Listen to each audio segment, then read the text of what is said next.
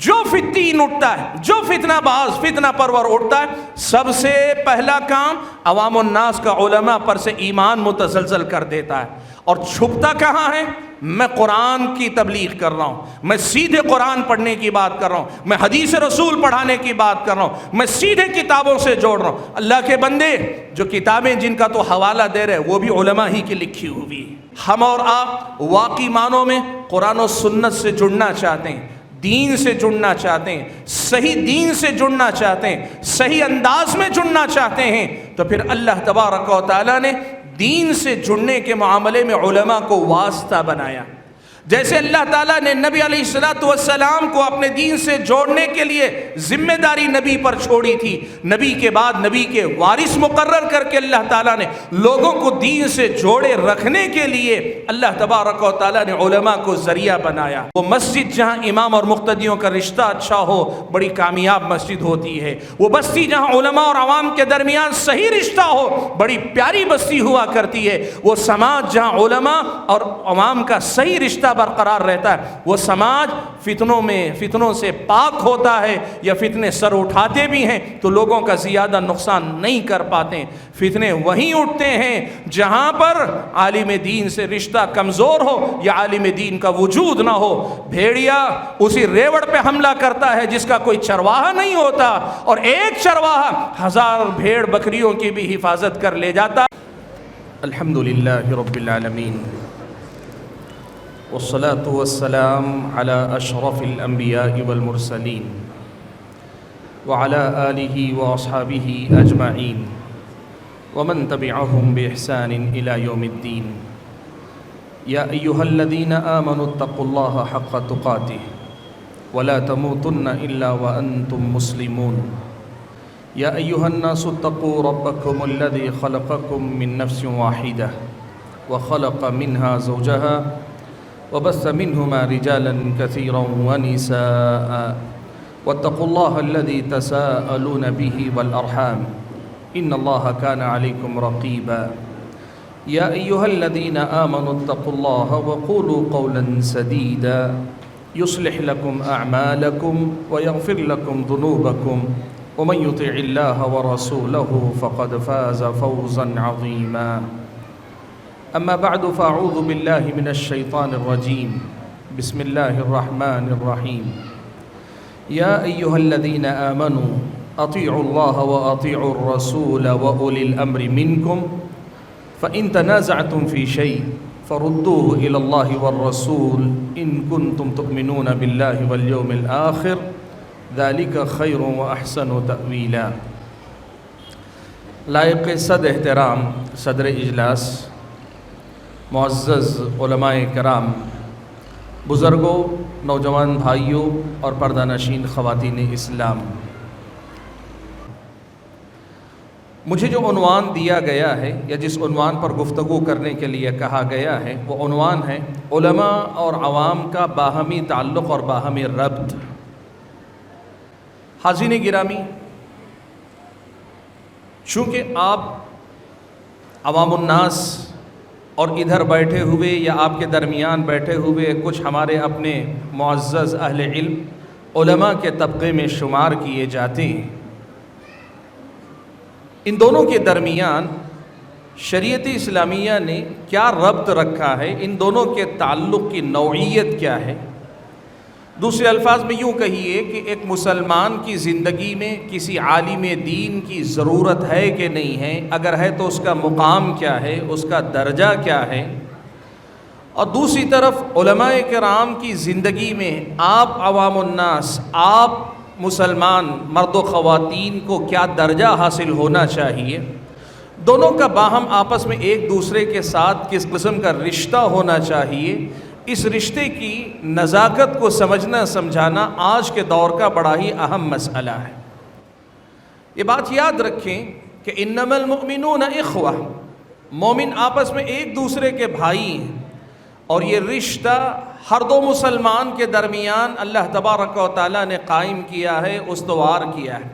پیارے نبی صلی اللہ علیہ وسلم نے المسلم اخو المسلم کہا، مسلمان مسلمان کا بھائی ہے، اور اس کے بعد اللہ کے نبی صلی اللہ علیہ وسلم نے ایک دوسرے کے بھائی ہونے کے جو تقاضے ہیں ان کو آپ صلی اللہ علیہ وسلم نے گنایا، کئی تقاضے اللہ کے نبی نے گنائے۔ سب سے پہلی بات ہم اور آپ کو یہ یاد رکھنی چاہیے کہ ایک عالم کا اپنی عوام سے یا عوام کا اپنے عالم سے جو رشتہ ہے، بنیادی رشتہ اسلامی اخوت کا ہے، ایمانی رشتہ ہے، بھائی چارے کا رشتہ ہے۔ تو جس طرح ایک مسلمان دوسرے مسلمان کے حقوق کا ذمہ دار ہے، بالکل اسی طرح ایک عالم دین اپنے مسلمان بھائیوں اور بہنوں کے حقوق کا ذمہ دار ہے، اور عوام الناس کی بھی یہ ذمہ داری بنتی ہے کہ عالم دین کو سب سے پہلے اپنا مسلمان اور مومن بھائی سمجھیں۔ آپ دیکھیں پیارے نبی صلی اللہ علیہ وسلم نے ایک سے زائد موقع پر صحابہ کے سامنے اپنا تعارف اپنے بھائی کے طور پر کہ میں تمہارا بھائی ہوں، اللہ کے نبی نے اپنا تعارف بھائی کے طور پہ کروایا۔ اس سے یہ بات ہمیں سمجھنی چاہیے کہ ہمارا اور آپ کا، علماء اور عوام کا جو اصل رشتہ ہے وہ مومن بھائی کا ہے، مسلمان بھائی کا ہے، اور مومن کا جب بھائی ہوتا ہے، اسلامی اخوت کے جتنے تقاضے ہیں وہ سارے تقاضے ایک دوسرے پر عائد ہوتے ہیں۔ اور آپ یہ بات سمجھیں، جس دن ایک مسلمان اپنے بھائی کے حقوق کو پہچان کر ان حقوق کو ادا کرنے والا بن جاتا ہے نا، تو پھر ان دونوں کے درمیان الفت، محبت، ایک دوسرے کا احترام، ایک دوسرے پہ شفقت، ایک دوسرے کی خیر خواہی، ایک دوسرے کے لیے فکر مندی، ایک دوسرے کے لیے ایثار، اور ایک دوسرے کی ضرورت میں ساتھ میں کھڑے ہونا، ایک دوسرے کے لیے فکر مندی، اور ایک دوسرے کی مصیبت میں کوشش کرنا کہ اس کے کام آ جائیں، یہ خود بخود لوگوں کے اندر چلی آتی ہے بات۔ آج میں اس حوالے سے زیادہ بات نہیں کروں گا کہ ہم مسلمان ہیں تو مسلمان کا بھائی ہے، ہم ایک دوسرے کے حقوق کو سنتے ہیں، سناتے ہیں، لیکن بھائیوں میں آپ کو یہ بتانا چاہتا ہوں، اس اسلامی اخوت کے رشتے سے آگے بڑھ کر قرآن و سنت میں ہم اور آپ کو علماء اور عوام یا ان لوگوں کے درمیان کے رشتے کے سلسلے میں کچھ مزید اور خاص باتیں اللہ تعالیٰ نے بیان کی ہیں۔ پیارے نبی صلی اللہ علیہ وسلم نے علماء اور عوام کے درمیان کے رشتے کے تئیں کئی اہم باتیں اللہ کے نبی نے بتائیں۔ صحابہ، تابعین، تبع تابعین نے اپنے طرز عمل سے ہمیں سکھلایا ہے کہ میں اگر عامی ہوں تو عالم کے ساتھ کیسا رہوں، میں اگر عالم دین ہوں، علم سے میرا رشتہ ہے تو میں اپنے عوام کے ساتھ کیسا رہوں۔ یہ مسئلہ کتاب و سنت کی روشنی میں صحابہ نے، تابعین نے اپنے طرز عمل سے ہمارے اور آپ کے سامنے رکھا ہے۔ حاضرین گرامی، اس میں سب سے پہلی اور بنیادی بات جو آج کے دور میں سمجھنے سمجھانے کی ضرورت ہے وہ یہ کہ کیا آج ہمیں علماء کی ضرورت ہے؟ ہماری زندگی میں کیا علماء کی ضرورت ہے؟ ایک فرد، ایک انسان، ایک عام آدمی، کیا اس کی اپنی زندگی میں کسی عالم سے تعلق، کسی عالم سے رشتہ، کسی عالم کے ساتھ رہنا، اس کا وقت علماء کے ساتھ گزرنا، علماء سے اس کا تعلق محبت کا ہونا، علماء سے اس کا تعلق ہمیشہ استفادہ کرنے کا ہونا، کیا ایسے کسی تعلق کی ضرورت ہے کہ نہیں ہے؟ یاد رکھو بھائیوں، قرآن و سنت میں دو بڑی حقیقتیں ہمارے سامنے رکھی گئی۔ پہلی حقیقت یہ ہے کہ دین جسے کہتے ہیں یہ اللہ کی کتاب ہے، پیارے نبی صلی اللہ علیہ وسلم کی سنت ہے۔ علماء دین نہیں ہے۔ قرآن و سنت نے مسئلہ بہت صاف رکھا ہے۔ دین قرآن کا نام ہے، دین سنت کا نام ہے، علماء دین نہیں ہیں۔ لیکن قرآن و سنت ہی میں یہ مسئلہ بھی ہم اور آپ کو بتایا گیا ہے کہ علماء دین نہیں ہیں لیکن دین کے علم بردار ہیں، دین کے حاملین ہیں، دین کے معلمین ہیں، دین کے مبلغین ہیں، دین کے محافظ ہیں، دین کو لوگوں کے سامنے واضح کر کے کھول کے رکھنے والے ہیں۔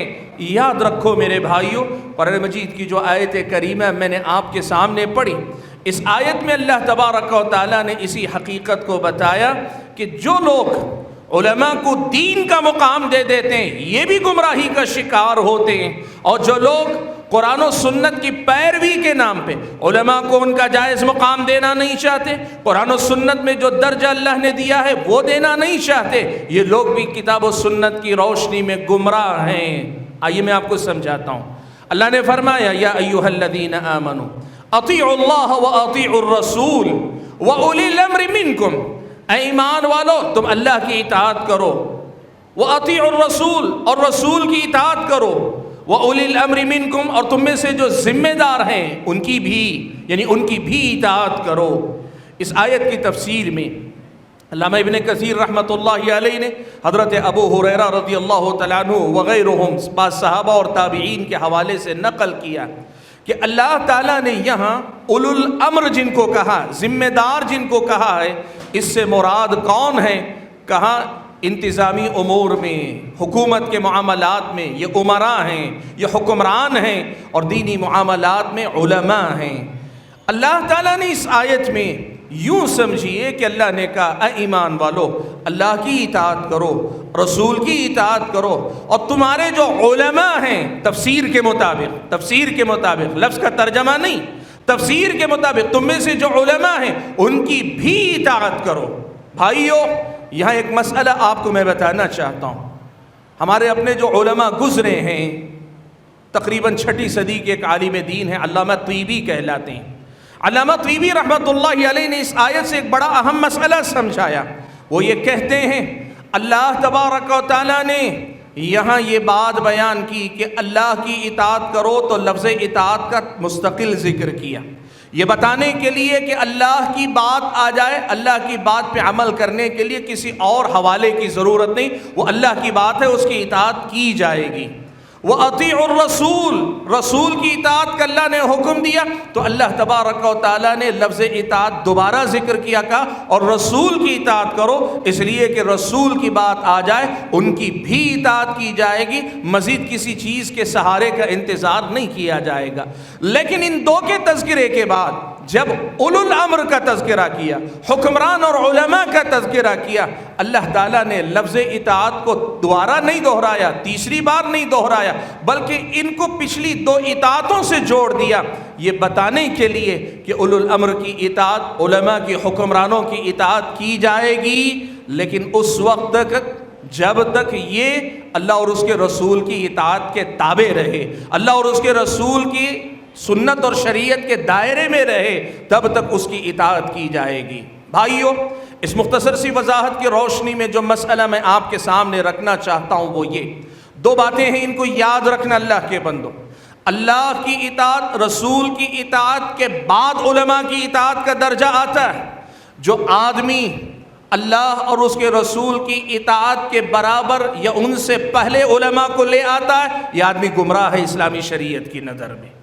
لیکن وہیں یہ بات بھی یاد رکھنا اللہ کے بندو، یہ بات بھی آپ یاد رکھنا، اللہ کی اطاعت، رسول کی اطاعت، ان 2 اطاعتوں کے بعد علماء کی اطاعت کا بھی حکم اسلامی شریعت کا حکم ہے۔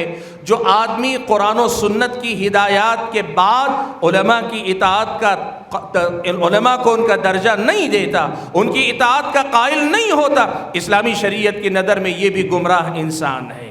حاضرین گرامی، اس تفصیل کی روشنی میں جو بنیادی مسئلہ آپ کے سامنے رکھنا چاہتا ہوں وہ یہ کہ قرآن کی اس آیت میں اللہ تعالیٰ نے یہ بات کیوں کہی، اللہ تعالیٰ نے یہاں کیوں اس کی بنیاد رکھی کہ قرآن و سنت کے بعد علماء کی بھی ضرورت ہے، یہ اللہ تعالیٰ نے کیوں رکھی؟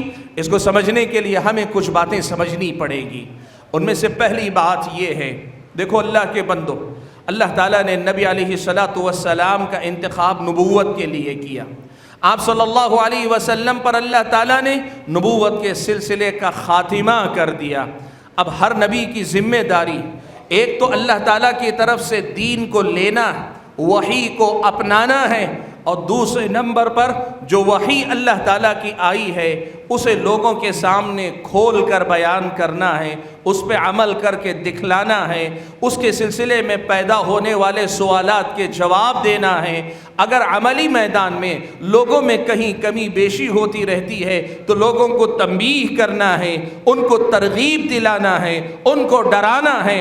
نبی علیہ الصلاۃ والسلام کی یا انبیاء کی یہ دوہری ذمہ داری ہوا کرتی، ایک اللہ تعالیٰ کا پیغام لے کر اللہ تعالیٰ کا پیغام بندوں تک پہنچا دینا، اور دوسری چیز اس دین پہ عمل کرنے کرانے کے سلسلے میں جہاں جہاں امت کو رہنمائی کی ضرورت پیش آتی ہے یہ رہنمائی کرنا۔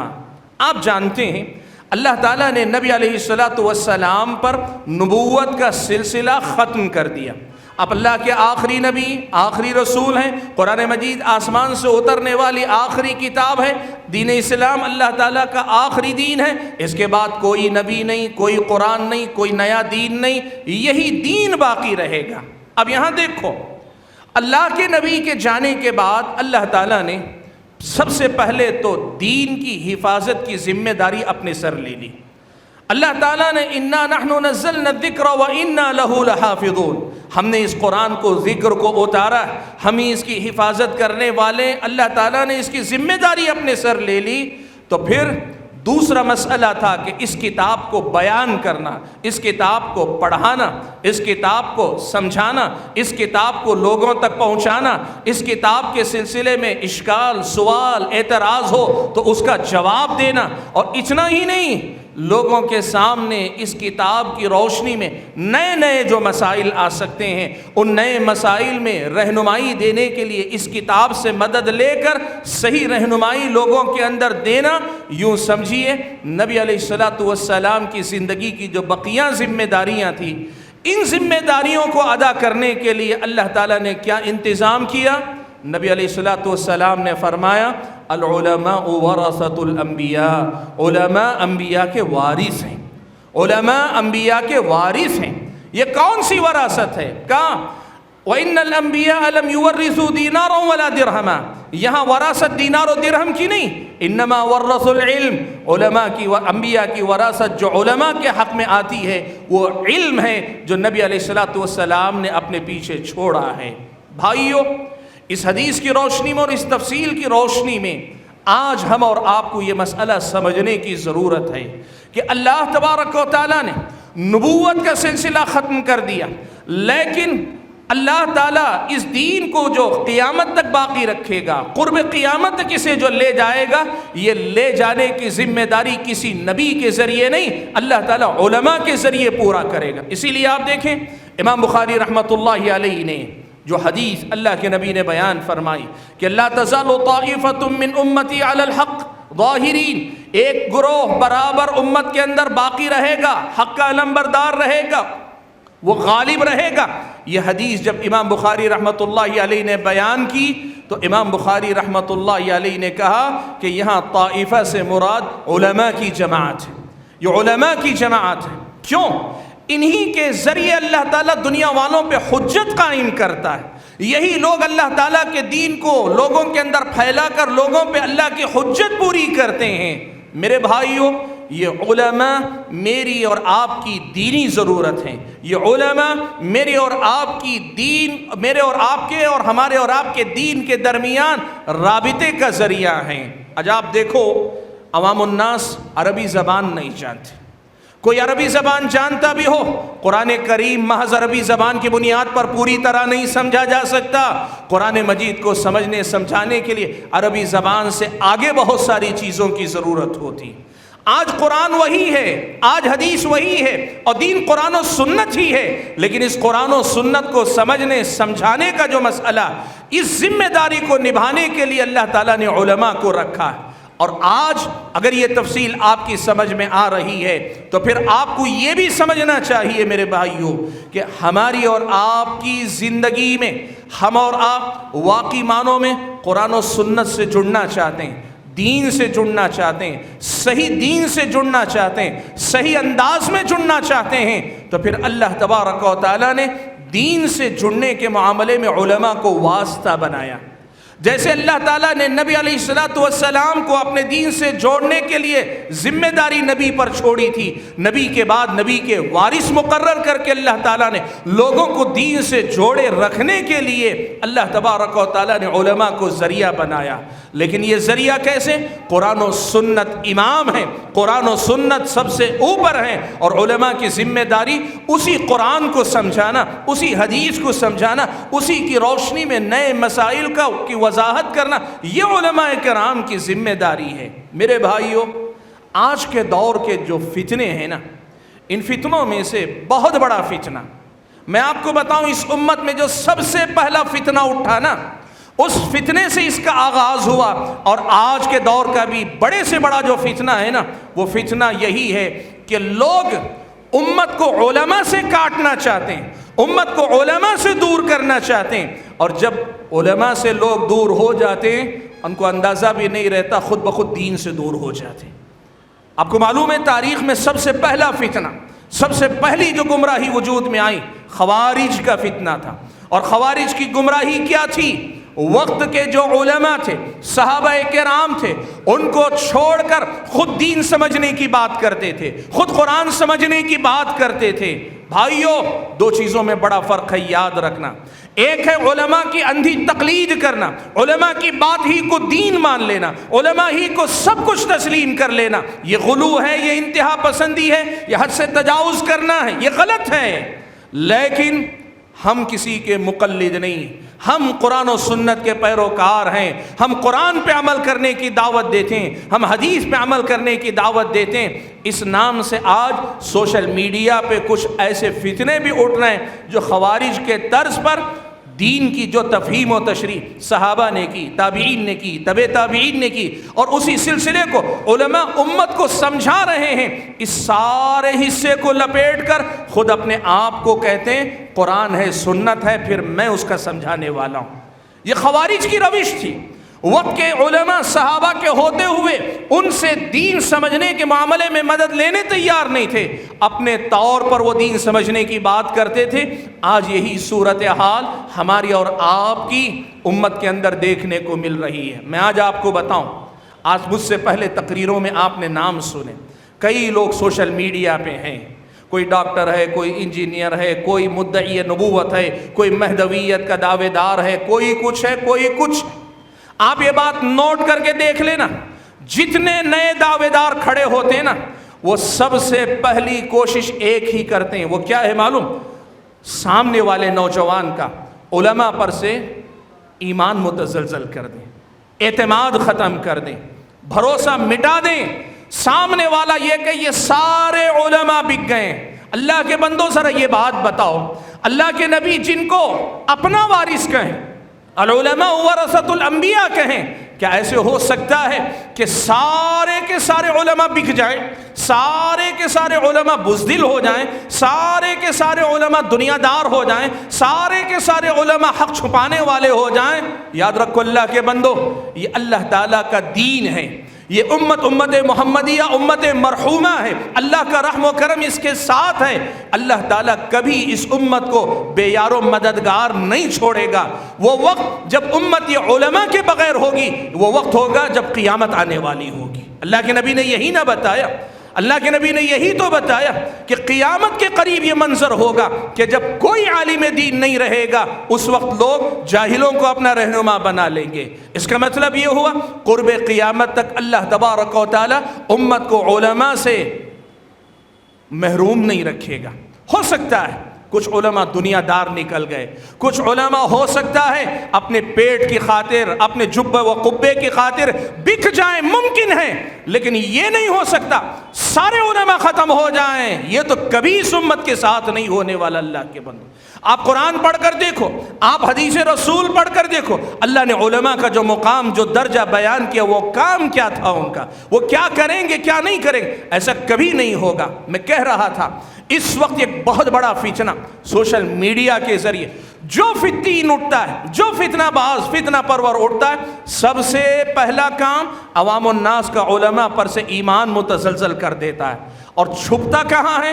میں قرآن کی تبلیغ کر رہا ہوں، میں سیدھے قرآن پڑھنے کی بات کر رہا ہوں، میں حدیث رسول پڑھانے کی بات کر رہا ہوں، میں سیدھے کتابوں سے جوڑ رہا ہوں۔ اللہ کے بندے، جو کتابیں جن کا تو حوالہ دے رہے وہ بھی علماء ہی کی لکھی ہوئی ہے۔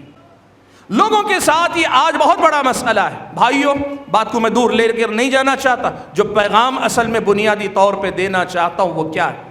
وہ پیغام یہ ہے میرے بھائیوں کہ ہماری زندگی میں قرآن میں جب اللہ تعالیٰ نے یہ بتایا کہ علماء کی ضرورت ہے، علماء کا مقام ہے، تو یہ مقام ہے، یاد رکھو ہمیشہ۔ سفیان ثوری رحمۃ اللہ علیہ اور بعض روایتوں سے حضرت حسن بصری رحمۃ اللہ علیہ یہ کہا کرتے تھے کہ الفتنة اذا اقبلت عرفها العالم واذا ادبرت عرفها كل جاہل۔ کہتے تھے فتنوں کا معاملہ کیسا ہے معلوم؟ فتنے جب آتے ہیں نا تو عالم اللہ کے فضل و کرم کے بعد اپنے علم کی روشنی میں آتے ہوئے فتنے کو پہچان لیتا ہے، جاہلوں کو اس کی پہچان نہیں ہوتی۔ اور معاف کریں اس لفظ کے لیے، عوام الناس کو اس کی عام طور پہ پہچان نہیں ہوتی۔ عوام کب پہچانتی ہے؟ فتنہ آتا ہے، فتنہ اپنا اثر چھوڑتا ہے، لوگ فتنوں کا شکار ہو جاتے ہیں، اور ہو جانے کے بعد جب فتنہ رخصت ہو جاتا ہے تب جا کر جاہلوں کو پتہ چلتا ہے، عوام الناس کو پتہ چلتا ہے بہت بڑا فتنہ تھا بھائی، بہت بڑی آزمائش تھی بھائی۔ آج آپ دیکھو کتنے ایسے فتنے نہیں اٹھے، وقت کے علماء نے لوگوں کو روکا، لوگ رکے نہیں، لیکن وقت نے گزرنے کے بعد لوگوں کو سبق پڑھایا۔ جو بتاتے تھے کہ یہ فتنہ ہے وہ صحیح تھے، اور جو نہیں مانتے تھے کہتے تھے ہم سمجھیں گے، وہ فتنوں میں مبتلا ہو کر نکلے۔ بھائیو، بات کیا بتانا چاہتا ہوں، پیغام یہ دینا چاہتا ہوں کہ دیکھو، علماء کے ساتھ رہنا یہ ہماری اور آپ کی دینی ضرورتوں میں سے ایک ضرورت ہے۔ علماء دین سکھانے والے، دین پڑھانے والے، دین سمجھانے والے، اور دین کو دوسری نسلوں تک پہنچانے والے، اور نئے مسائل جو پیدا ہوتے ہیں ان مسائل میں کتاب و سنت کی تعلیمات کی روشنی میں رہنمائی کرنے والے علماء کی ذمہ داریاں بہت ساری ہیں۔ ان کا مقام اگر آپ پہچان لیں گے تو پھر آپ کی زندگی میں آپ فتنوں میں مبتلا ہونے سے بچا لیے جائیں گے۔ بھائیو، دو باتیں صرف کہہ کر میں اپنی بات ختم کر لیتا ہوں۔ پہلی بات، دیکھو ایک بات یاد رکھو، آپ کی ذمہ داری کیا ہے علماء کے تعلق سے؟ علماء کے تئیں آپ کی ذمہ داری کیا ہے؟ بنیادی ذمہ داری یہ ہے کہ علماء کا دل سے احترام کرنا سیکھو، دل سے احترام علماء کا کرنا سیکھو۔ دیکھو یاد رکھو، جس آدمی کا آپ کے دل میں احترام نہیں، اس کی بات کا احترام نہیں رہے گا۔ اور کئی بار ایسا ہوگا، جس عالم دین کا آپ احترام نہیں کرتے، اس کی بات کا احترام نہیں کرتے، اور آپ کو اندازہ بھی نہیں ہوگا کئی بار وہ بات جو وہ بتا رہا ہے وہ اس کی اپنی نہیں ہوتی، وہ کتاب اللہ کی بات ہوتی، وہ سنت رسول اللہ کی بات ہوتی ہے، لیکن اس کے تئیں احترام نہیں، اس کی بات کا انکار کرنے کے چکر میں بالواسطہ کئی بار کتاب و سنت کے جھٹلانے والے بن جاتے ہیں۔ بھائیو، علماء کے تئیں سب سے پہلے احترام کا جذبہ پیدا کرو۔ کیوں احترام کرنا چاہیے؟ ان کی اپنی شخصیت سے بڑھ کر وہ جو علم اللہ نے ان کے پاس دیا اس کا احترام ہونا چاہیے۔ آپ دیکھو حضرت زید ابن ثابت اور حضرت ابن عباس رضی اللہ تعالی عنہما، زید ابن ثابت امت کے علماء میں سے ہیں، حضرت ابن عباس امت کے علماء میں سے بھی ہیں، نبی علیہ الصلوۃ والسلام کے چچا زاد بھائی بھی ہیں۔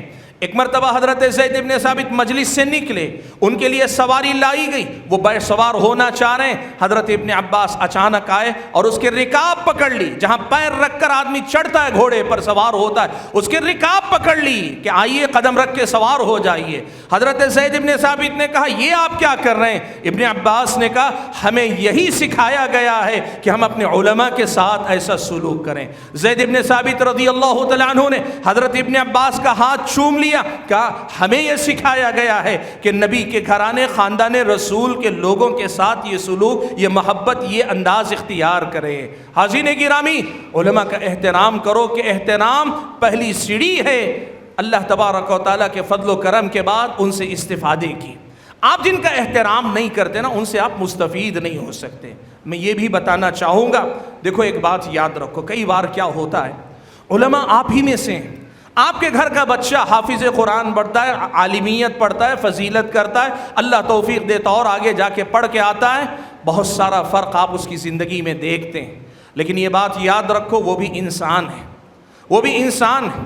عوام الناس میں سے بہت سارے ہمارے احباب کو یہ غلط فہمی ہے، عالم دین ہونے کا مطلب لوگ سمجھتے ہیں اس کو فرشتہ ہونا چاہیے۔ نہیں، فرشتہ نہیں ہو سکتا عالم دین، عالم دین انسان ہے، اور اللہ کے فضل و کرم کے بعد جو علم اللہ نے اسے دیا ہے، جو تقوی اللہ نے دیا ہے، اس کی روشنی میں بہت حد تک وہ اپنے آپ کو سنبھال کر رکھتا ہے، لیکن بسا اوقات وہ شیطان سے ہار جاتا ہے جیسے آپ ہار جاتے ہیں، بسا اوقات وہ دنیا کے فتنوں میں مبتلا ہو جاتا ہے جیسے آپ ہو جاتے ہیں، کبھی کبھار وہ اپنے نفس کے سامنے کمزور پڑ جاتا ہے جیسے آپ ہو جاتے ہیں۔ ہماری اور آپ کی عوام کا ذہن یہ ہے، عام آدمی غلطی کرے تو کرے، عالم کو غلطی نہیں کرنی چاہیے۔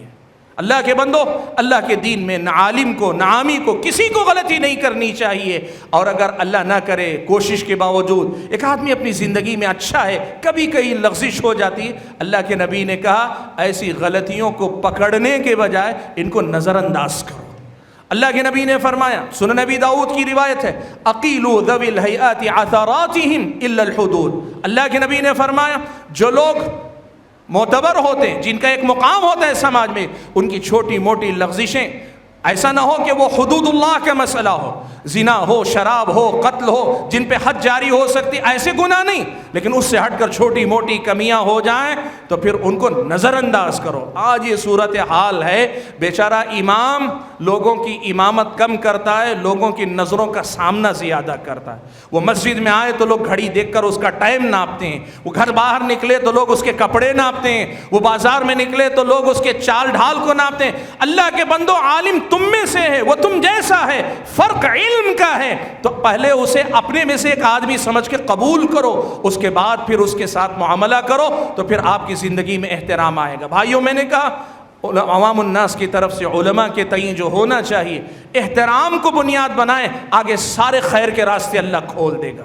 جس کے دل میں علماء کے لیے یا کسی بھی عالم دین کے لیے احترام نہ ہونا، وہ اپنے آپ پر خیر کے دروازے بند کر لیتا ہے اللہ کے بندوں۔ اور اس کے مقابلے میں علماء کرام کو کیا ہونا چاہیے؟ علماء کرام کو ہمیشہ اپنی عوام اور اپنے مقتدی، اپنے مصلی حضرات کے لیے فکر مند رہنا چاہیے۔ ان کی دین کی فکر مندی، ان کی عبادتوں کی فکر مندی، ان کے اخلاق اور عادات کی فکر مندی، ان کے گھروں کی اصلاح کی فکر مندی، ان کے بچوں کی صحیح تربیت کی فکر مندی، اپنے سماج کی فکر ہونی چاہیے۔ کیسے؟ جیسے اللہ کے نبی فکر مند ہوا کرتے تھے۔ اللہ آسمان سے مخاطب ہو کے کہتا تھا فَلَعَلَّكَ بَاخِعٌ نَفْسَكَ عَلَىٰ آثَارِهِمْ إِن لَّمْ يُؤْمِنُوا بِهَٰذَا الْحَدِيثِ أَسَفًا۔ اے اللہ کے نبی، ایسا لگتا ہے یہ لوگ ایمان نہیں لائیں گے، ان کے ایمان نہ لانے کے افسوس میں آپ اپنے آپ کو ہلاک کر لیں گے۔ ایک عالم دین کے دل میں اپنے عوام کے لیے، اپنی مقتدیوں کے لیے، اپنی مصلیوں کے لیے، اپنے سامعین کے لیے، اپنے ساتھ کے لوگوں کے لیے وہ تڑپ ہونی چاہیے جو تڑپ اللہ کے نبی اپنے امتیوں کے لیے رکھا کرتے تھے۔ جب یہ دونوں چیزیں ہوں گی نا، یہ دونوں چیزیں جب ہوں گی نا، اس طرف سے احترام کا معاملہ، اس طرف سے خیر خواہی اور فکر مندی کا معاملہ، اور جب یہ دونوں چیزیں جڑ جائیں گے نا تو پھر دیکھنا امت مسلمہ ایسی تیز رفتاری سے ترقی کرے گی، فتنے اپنا منہ پھلائے بیٹھے رہیں گے، شرپسند اپنی منصوبہ بندیوں کے ساتھ ناکام رہیں گے۔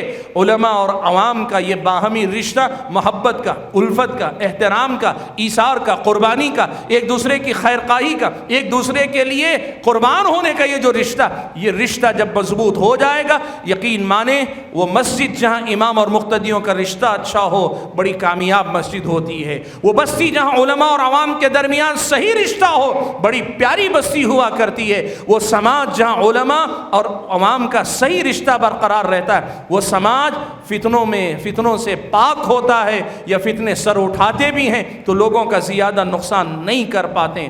فتنے وہیں اٹھتے ہیں جہاں پر عالم دین سے رشتہ کمزور ہو یا عالم دین کا وجود نہ ہو۔ بھیڑیا اسی ریوڑ پہ حملہ کرتا ہے جس کا کوئی چرواہا نہیں ہوتا، اور ایک چرواہا 1000 بھیڑ بکریوں کی بھی حفاظت کر لے جاتا ہے۔ اس حقیقت کو اگر آپ سمجھتے ہیں تو اس تعلق کی فکر کریں، علماء اپنا حق، اپنی ذمہ داری ادا کریں عوام کے تئیں، اور عوام الناس کو چاہیے کہ علماء کے تئیں محبت کا، الفت کا، خدمت کا، احترام کا اور ایک دوسرے کے کام آنے کا جو جذبہ ہے، اسے اپنے دلوں میں زندہ رکھتے ہوئے معاملہ کریں۔ میں اللہ سے دعا کرتا ہوں کہ اللہ تعالیٰ مجھے، آپ سبھی حضرات خواتین کو جو باتیں کہیں سنی گئیں، کہنے اور سننے سے زیادہ ان باتوں پہ عمل پیرا ہونے کی توفیق عطا فرمائے۔